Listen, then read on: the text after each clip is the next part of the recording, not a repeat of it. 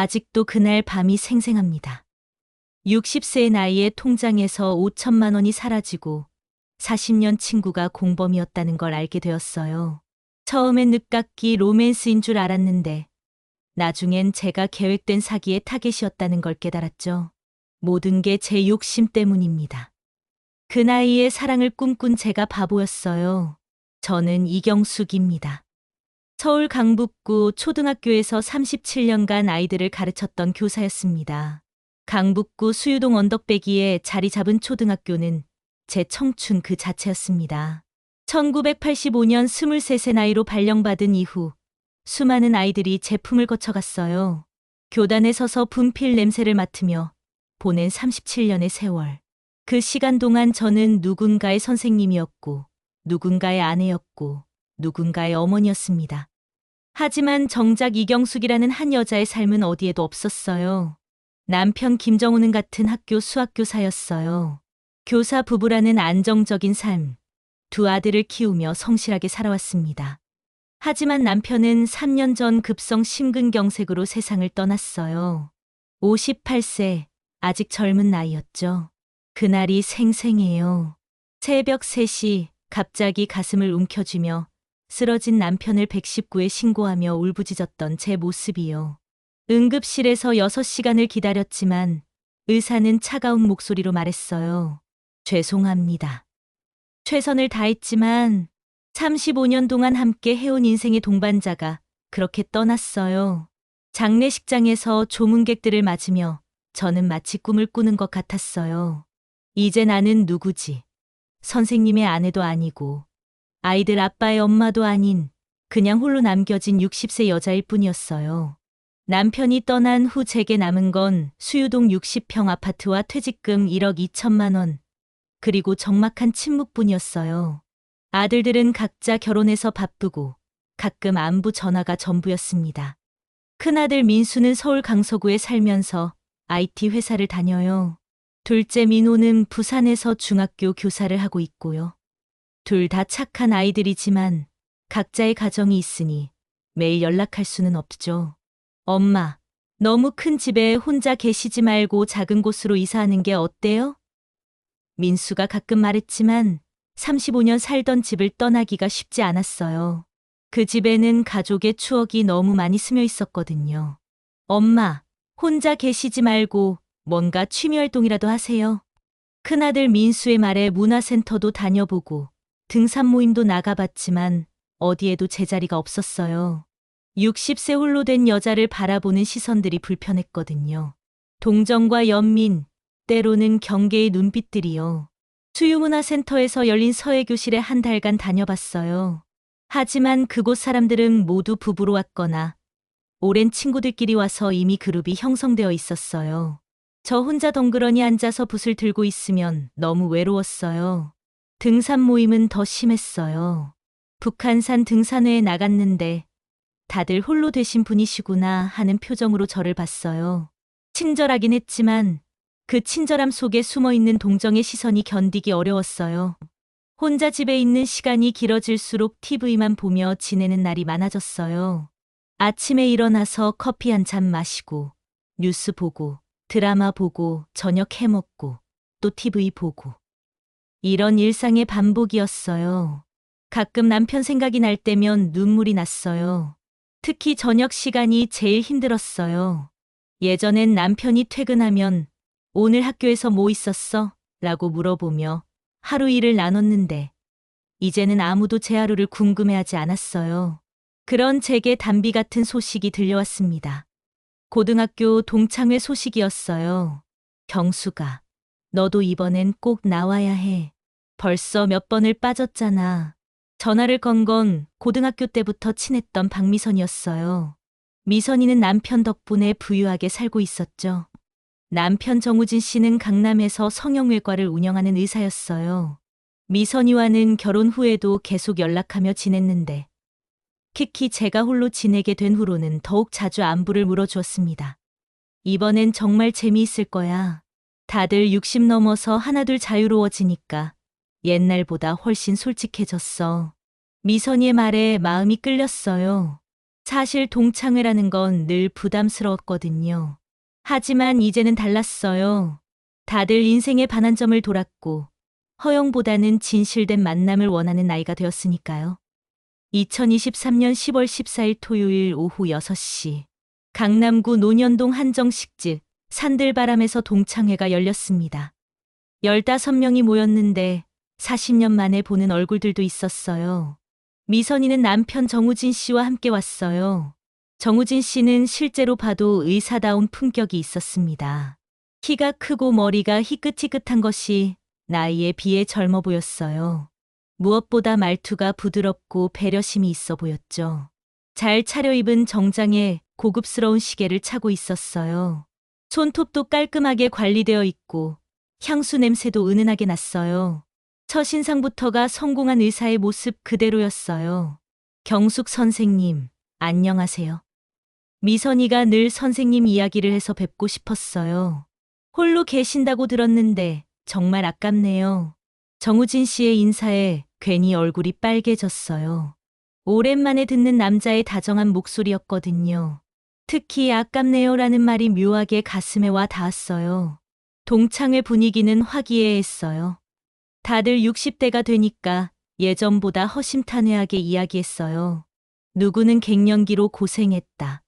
누구는 남편과 갈등이 있다. 누구는 자식 때문에 스트레스 받는다. 진솔한 이야기들이 오갔어요. 술이 한두 잔 돌아가면서 분위기가 무르익었어요. 그런데 이상했어요. 정우진 씨가 자꾸 제게 말을 걸어오는 거예요. 선생님은 퇴직하시고 뭐 하세요? 시간이 많으시겠네요. 혼자 계시니까 심심하지 않으세요? 취미활동 같은 거 하세요? 요즘 시니어분들 해외여행도 많이 다니시던데 선생님은 어디 가보고 싶으신 곳 없으세요? 정우진 씨의 질문들이 묘하게 제 상황을 파악하려는 느낌이었어요. 혼자 사는지, 시간이 있는지, 경제적 여유가 있는지. 하지만 그때는 그냥 관심을 보여주는 거라고 생각했어요. 선생님, 교직에 오래 계셨으니까 연금도 나오시겠네요? 요즘 공무원 연금이 괜찮다고 하던데. 이런 질문도 했어요. 노골적으로 제 재정 상황을 묻는 건데 의사라는 신분 때문인지 자연스럽게 들렸어요. 미선이는 다른 친구들과 이야기하느라 바빴고 정우진 씨는 온전히 저에게만 집중하고 있었어요. 솔직히 기분이 좋았어요. 오랜만에 누군가가 저에게 진짜 관심을 보여주는 것 같았거든요. 선생님, 혹시 와인 드실 줄 아세요? 이 집 와인이 정말 좋다고 하던데. 인생은 즐겨야죠. 그렇게 와인까지 마시게 되었어요. 평소에 술을 거의 안 하던 제가 그날은 왠지 마시고 싶었어요. 정우진 씨와 대화하는 게 즐거웠고 오랜만에 여자로서 인정받는 기분이었거든요. 선생님, 정말 젊어 보이세요. 50대 중반으로 보여요. 이런 칭찬도 아끼지 않았어요. 오랜만에 듣는 칭찬에 기분이 좋아졌어요. 저녁 9시가 넘어가자 모임이 끝나갈 무렵이었어요. 모두들 택시를 잡으려고 하는데 정우진 씨가 제게 말했어요. 선생님, 제가 차로 바래다 드릴까요? 어차피 강북 방향이라 순서대로 데려다 드리려고 하거든요. 미선이가 먼저 대답했어요. 그래, 여보가 데려다 줘. 나는 명동에서 친정언니랑 따로 만나기로 했어. 경수가 고마워하고 편하게 가. 이상했어요. 미선이가 명동에서 친정언니를 만난다는 이야기는 처음 들었거든요. 게다가 이런 밤늦은 시간에요. 하지만 술기운 때문인지 깊이 생각하지 않았어요. 정우진 씨의 차는 깔끔한 검은색 제네시스였어요. 차량 번호도 깔끔했고 내부도 정말 고급스러웠어요. 조수석에 앉으니 은은한 향수 냄새가 났고 클래식 음악이 잔잔히 흘러나왔어요. 선생님, 혹시 집에 바로 가시기 아쉬우시면 어디 차라도 한 잔 더 하실까요? 오늘 정말 즐거웠거든요. 정우진 씨의 제안에 잠시 망설였어요. 하지만 집에 가면 또 혼자일 생각을 하니 아쉬웠어요. 오랜만에 즐거운 시간이었는데 이렇게 끝내기가 아까웠거든요. 어디 좋은 곳 아세요? 네, 한강 근처에 야경이 예쁜 곳이 있어요. 24시간 카페도 있고요. 차는 한강공원 방향으로 향했어요. 그런데 가는 길에 정우진 씨가 계속 질문을 했어요. 선생님, 아드님들은 얼마나 자주 연락해요? 혹시 재혼 생각은 안 해보세요? 아직 젊으신데, 외로우실 텐데, 어떻게 혼자 지내세요? 이런 개인적인 질문들이 연달아 나왔어요. 하지만 그때는 저에게 관심이 많은 거라고 생각했어요. 차는 한강공원 방향으로 향했어요. 한강변 주차장에 차를 세우고 야경을 보며 이야기를 나눴는데 정우진 씨의 말이 점점 사적으로 변해갔어요. 선생님, 정말 혼자 계시기 아깝네요. 이렇게 매력적이신데 미선이가 늘 선생님이 얼마나 훌륭한 분인지 이야기하거든요. 무슨 말씀을? 진심이에요. 그런데 선생님, 혹시 재정 관리는 어떻게 하세요? 요즘 같은 시대에 현금으로만 갖고 계시면 인플레이션 때문에 손해거든요. 갑자기 돈 이야기가 나와서 당황스러웠어요. 하지만 정우진 씨는 의사니까 경제관념도 있을 거라고 생각했어요. 퇴직금이 좀 있긴 한데 은행에 그냥 넣어놨어요. 아, 그러시면 안 돼요. 요즘 은행 이자로는 물가 상승률도 못 따라잡아요. 제가 아는 좋은 투자처가 있는데 안전하면서도 수익률이 괜찮거든요. 의사들 사이에서만 돌리는 투자 상품이에요. 의사들만요? 네, 의사회에서 공동으로 하는 부동산 투자예요. 일반인들은 몰라요. 저희끼리만 하는 거라서요. 정우진 씨가 휴대폰에서 뭔가를 보여줬어요. 그럴듯한 투자 설명서와 수익률 그래프들이었어요. 이렇게 안전한 투자가 있나요? 그러니까 일반인들은 모르는 거죠. 의료진 전용이라서 정부에서도 특별 혜택을 주거든요. 그날 밤 한강에서 1시간 넘게 이야기했어요. 정우진 씨는 투자 이야기만 한 게 아니라 제 인생 이야기에도 진심으로 귀 기울여 줬어요.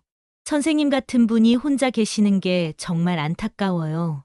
37년간 아이들을 가르치시느라 본인 인생은 돌보지 못하셨을 텐데. 이런 말에 가슴이 뭉클했어요. 정말로 제 인생을 이해해주는 사람을 만난 것 같았거든요. 그날 이후 정우진 씨와 자주 만나게 되었어요. 미선이에게는 문화센터 프로그램에 참여한다고 거짓말을 했고요. 처음엔 가볍게 차라도 마시자는 식이었는데 점점 더 친밀해졌어요. 두 번째 만났을 때는 강남구 신사동의 조용한 이탈리안 레스토랑이었어요.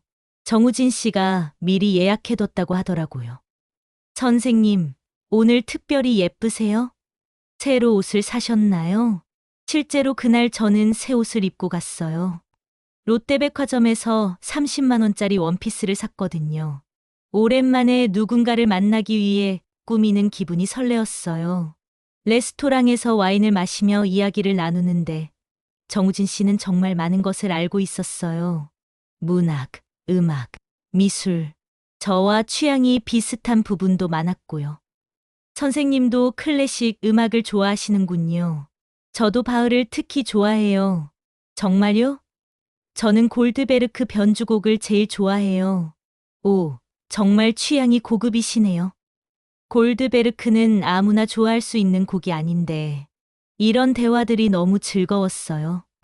남편과는 이런 이야기를 나눠본 적이 없었거든요. 남편은 음악에는 관심이 없었어요. 세 번째 만남에서 정우진 씨는 본격적으로 투자 이야기를 꺼냈어요. 선생님, 제가 말씀드린 그 투자 상품인데요. 지금이 정말 좋은 타이밍이에요. 의료진 전용 부동산 펀드라고 보시면 되는데 3개월에 20% 수익률이 보장돼요. 20%요? 정말 그런 게 있나요? 그러니까 일반인들은 모르는 거죠. 저희 의사회 네트워크를 통해서만 가능한 거예요. 하지만 선생님은 특별히 제가 추천해 드릴 수 있어요. 정우진 씨가 보여준 서류들은 정말 그럴듯해 보였어요. 메디컬 타워 투자조합, 보건복지부 인증, 대한의사협회 공동투자 같은 그럴듯한 도장들이 찍혀 있었어요. 이것 봐요. 지난 분기 수익률이 22%예요. 안전하면서도 수익률이 좋죠? 서류를 보니 정말 매력적이었어요. 은행 이자율이 3% 남짓인데 20%라니 꿈 같은 이야기였어요. 처음에는 작은 금액으로 시작해보세요. 1천만 원 정도면 3개월 후에 1,200만 원이 돼요. 1천만 원이라는 금액이 부담스러웠지만 정우진 씨에 대한 신뢰와 새로운 도전에 대한 기대감이 컸어요. 그리고 솔직히 그와의 관계를 계속 유지하고 싶었어요. 그럼 한번 해볼까요? 현명한 선택이세요. 선생님 같은 분이라면 충분히 더 큰 투자도 가능하실 텐데 처음이니까 조금씩 시작하는 게 좋죠? 료진 전용 부동산 펀드라고 보시면 되는데 3개월에 20% 수익률이 보장돼요. 그런 게 있나요? 너무 좋은 것 같은데. 그러니까 일반인들은 모르는 거죠. 저희 의사회 네트워크를 통해서만 가능한 거예요. 하지만 선생님은 특별히 제가 추천해 드릴 수 있어요. 정우진 씨가 보여준 서류들은 그럴듯해 보였어요. 메디컬 타워 투자조합, 보건복지부 인증, 이사회 공동투자 같은 그럴듯한 도장들이 찍혀 있었어요. 처음에는 작은 금액으로 시작해 보세요. 1천만 원 정도면 3개월 후에 1,200만 원이 돼요. 1천만 원이라는 금액이 부담스러웠지만 정우진 씨에 대한 신뢰와 새로운 도전에 대한 기대감이 컸어요. 그리고 솔직히 그와의 관계를 계속 유지하고 싶었어요. 그럼 한번 해볼까요? 3개월 후 정말로 1,200만 원이 되어 돌아왔어요. 200만 원의 수익이 생긴 거죠. 그 돈을 보는 순간 정우진 씨에 대한 신뢰가 확고해졌어요. 어떠세요? 제가 거짓말했나요? 이번에는 좀 더 큰 금액으로 해보시는 게 어때요? 얼마나요? 5천만 원 정도요. 이번에는 6개월짜리인데 40% 수익률이에요. 5천만 원이 7천만 원이 되는 거죠. 5천만 원은 제 퇴직금의 절반에 가까운 큰 돈이었어요. 하지만 첫 번째 투자가 성공했고 정우진 씨에 대한 믿음이 있었어요. 무엇보다 그와의 관계를 더 깊게 만들고 싶었어요. 선생님, 실은 말씀드릴 게 있어요. 그날 밤 신사동의 작은 호텔에서 정우진 씨가 고백했어요. 미선이와는 오래전부터 잠자리를 따로 쓰고 있어요. 부부라기보다는 동업자 같은 관계가 되어버렸어요. 하지만 선생님은 달라요. 선생님과 함께 있으면 다시 젊어진 기분이에요. 그 고백에 가슴이 쿵쾅거렸어요. 60세에 이런 감정을 느낄 줄이야. 저도 그래요. 오랜만에 여자로서 인정받는 기분이에요. 그날 밤 저는 37년간 잊고 지냈던 제 자신을 다시 발견했어요. 교사도 아니고 아내도 아니고 엄마도 아닌 그냥 이경숙이라는 한 여자로서의 제 모습을요. 다음 날 5천만 원을 투자했어요. 정우진 씨가 직접 은행에 동행해서 송금까지 도와주었어요. 선생님, 6개월만 기다리세요. 7천만 원으로 만들어 드릴게요. 그의 말에 설렘과 기대가 가득했어요. 돈도 늘고 사랑도 얻는 일석이조라고 생각했거든요. 하지만 2개월이 지나면서 이상한 일들이 벌어지기 시작했어요. 정우진 씨와의 만남 장소가 점점 후미진 곳으로 바뀌었어요. 처음에는 강남의 고급 레스토랑이었는데 나중에는 외곽의 작은 모텔들이었어요. 요즘 병원 일이 바빠서 멀리 나가기 어려워요.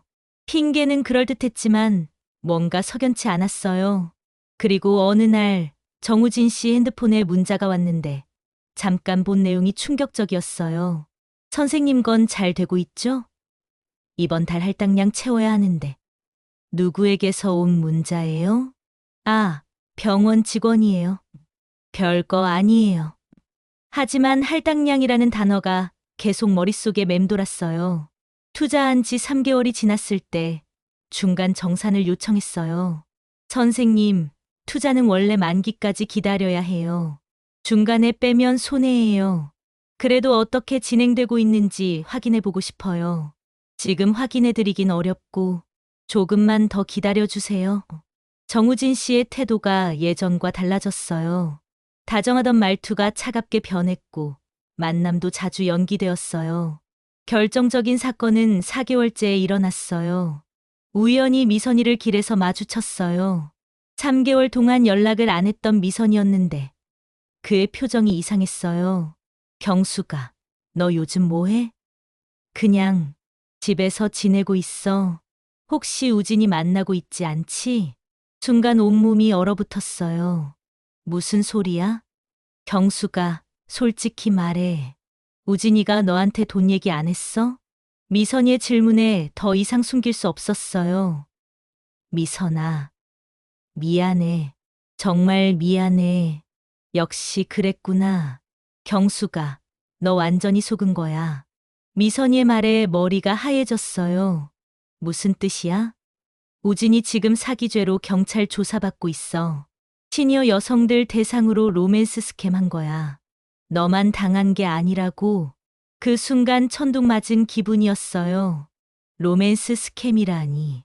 그럼 나와의 관계도 다 거짓말이야. 계획된 거였어. 나도 처음엔 몰랐는데 경찰에서 연락 와서 알게 됐어. 미선이의 말에 더 큰 충격이 기다리고 있었어요. 그런데 경수가 미안해. 사실 나도 공범이었어. 뭐라고? 우진이가 시니어 여성들 리스트를 달라고 해서 너를 추천했어. 너는 홀로 되어서 외롭고 퇴직금도 있고 성격도 순해서 속기 쉬울 거라고. 미선이의 고백에 온 세상이 무너지는 기분이었어요. 40년 친구가 저를 사기꾼의 먹잇감으로 넘겼다는 사실이 믿어지지 않았어요. 미선아, 너도? 경수가 정말 미안해. 우진이가 성공하면 수수료를 준다고 해서. 우리도 빚이 있었어. 그날 이후 모든 것이 명확해졌어요. 정우진 씨는 실제로는 성형외과 의사가 아니라 전문 사기꾼이었어요. 의사 면허증도 가짜였고 병원도 실제로는 존재하지 않았어요. 미선이와는 진짜 부부가 맞았지만 둘 다 사기 조직의 일원이었던 거예요. 그들의 수법은 치밀했어요. 먼저 미선이가 동창회나 모임에서 홀로 된 시니어 여성들을 파악해요. 그 다음 정우진이 친근하게 접근해서 신뢰를 쌓고 로맨스 감정을 자극한 후 가짜 투자 상품으로 돈을 빼내는 거였어요. 저처럼 당한 여성이 7명이나 더 있었어요. 총 피해액은 3억 원이 넘었고요. 경찰서에서 조서를 받을 때가 제 인생에서 가장 치욕스러운 순간이었어요. 어떻게 의심하지 않으셨나요? 형사의 질문에 대답할 말이 없었어요. 사랑에 눈이 멀어서 모든 판단력을 잃었다고 어떻게 말해요? 피해자분들 대부분이 비슷한 패턴이에요. 홀로 지내시는 분들이고 외로움을 이용당한 거죠. 형사의 말에 더욱 부끄러웠어요. 제가 얼마나 쉬운 타겟이었는지 깨달았거든요. 정우진과 미선이 부부는 결국 재판에서 각각 3년과 2년을 선고받았어요. 하지만 제 돈은 대부분 돌려받지 못했어요. 이미 다른 사기에 재투자되었거나 해외로 빠져나간 상태였거든요. 5천만 원 중에서 겨우 800만 원만 돌려받았어요. 지금 생각해보면 처음부터 징조가 있었어요. 너무 좋은 조건의 투자 상품, 의사인데도 돈에 집착하는 모습, 만남 장소가 점점 흐미진 곳으로 바뀌는 것들. 하지만 사랑이라는 감정에 눈이 멀어서 모든 걸 긍정적으로 해석했어요. 가장 아픈 건 40년 우정을 잃은 거예요. 미선이도 결국 피해자라고 할 수 있지만 저를 팔아넘긴 건 용서할 수 없어요. 지금은 다시 혼자 살고 있어요. 남은 퇴직금으로 조그만 원룸으로 이사했고 용돈 벌이로 편의점 아르바이트를 하고 있어요. 처음엔 너무 부끄러워서 아무에게도 말하지 못했어요. 아들들에게도 여전히 비밀이에요. 60세에 로맨스 스캠에 당했다고 어떻게 말해요? 하지만 시간이 지나면서 생각이 바뀌었어요. 이 이야기를 숨기기만 하면 또 다른 피해자가 생길 수 있겠더라고요. 요즘 시니어를 노리는 사기가 정말 많아요. 특히 홀로 지내는 분들은 더욱 조심해야 해요. 외로움을 이용해서 접근하는 사람들이 있어요. 너무 좋은 조건의 투자 상품은 의심해 보세요. 특히 의사들만 아는 투자, 특별한 사람에게만 알려주는 정보 이런 말들은 대부분 사기예요. 그리고 아무리 친한 친구라도 돈 문제에서는 조심해야 해요. 사람은 돈 앞에서 변할 수 있어요. 가장 중요한 건 혼자 결정하지 마세요. 가족이나 다른 친구들과 상의해 보세요. 사기꾼들은 비밀로 해달라. 다른 사람들에게는 말하지 마라. 이런 말을 자주 해요. 저는 이제 후회하지 않아요. 물론 돈을 잃은 건 아프지만 더 큰 교훈을 얻었어요. 나이가 들어도 사랑할 수 있다는 건 맞아요. 하지만 그 사랑이 진짜인지 가짜인지 구별할 수 있는 지혜도 필요해요. 60대가 되어도 우리는 여전히 속을 수 있어요. 하지만 넘어져도 다시 일어날 수 있어요. 지금의 저처럼요. 편의점에서 일하는 것도 나쁘지 않아요. 젊은 직원들이 할머니라고 부르지만 제가 일할 수 있다는